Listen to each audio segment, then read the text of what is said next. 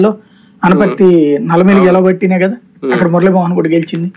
ఇప్పుడు అట్లాంటి సీట్లో అనపర్తిని తీసుకెళ్లి బీజేపీకి ఇవ్వడం ద్వారా అక్కడ పురంధేశ్వరి దెబ్బకొట్టడం, అంటే ఆవిడ కోరుకుంది కాబట్టి ఎంపీ సీట్ ఇచ్చారు. కుటుంబంలో బంధుత్వాల కారణంగా ఒక టైఅప్ అయ్యారు. బాలకృష్ణకి హిందూపురం, మంగళగిరి లోకేష్, కుప్పం చంద్రబాబు, శ్రీభరత్కి విశాఖపట్నం, ఈవిడికి రాజమండ్రి. ఆ కుటుంబపు తీర్మానాన్ని కాదనకుండా ఇచ్చేశారు. అలాగనే ఆమెను గెలవనివ్వదలుచుకోలేదు. విశాఖపట్నంలో కనుక సీఎం రమేష్ కి ఇచ్చుంటే అది వేరుగుండు, ఇవ్వలేదు కదా. లేదా జీవీఎల్కి ఇచ్చుంటే అది వేరుగుండు, ఇవ్వలేదు కదా. ఇప్పుడు కాన్సెప్ట్ ఏంటి, కథ ముందుకు ఎట్లా తీసుకెళ్లాలన్నట్టు.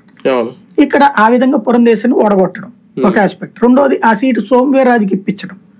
ఇప్పించి తద్వారా సోమవీర్రాజు ప్రత్యక్ష ఎన్నికల్లో పనికిరాడు అని అతన్ని, వాస్తవంగా ఏంటంటే భారతీయ జనతా పార్టీలో విప్లవాత్మకమైన సంస్కరణలు ఎప్పుడన్నా జరిగినాయి అంటే సోమవీర్రాజు టైంలోనే.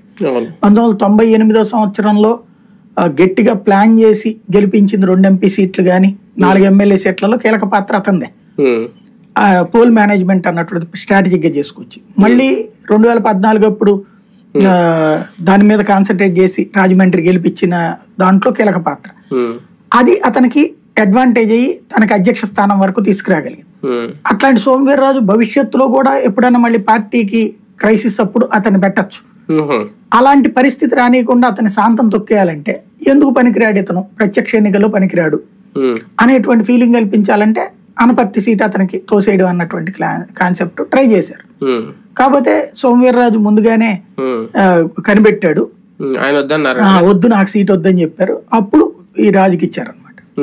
కానీ ఎపిసోడ్ లో సోమవీర్రాజు, జగన్మోహన్ రెడ్డి గారు కలిసి రఘురామకృష్ణరాజు గారికి సీట్ రాకుండా చేశారనే ఆరోపణలో లాజిక్ ఏంటి? ఏ పాపం అదేందో జగన్మోహన్ రెడ్డికి జనాలు టీవీలోనేమో కనబడి చేస్తారు, అదేందో ఈనాడు ఆంధ్రజ్యోతి చూస్తేనేమో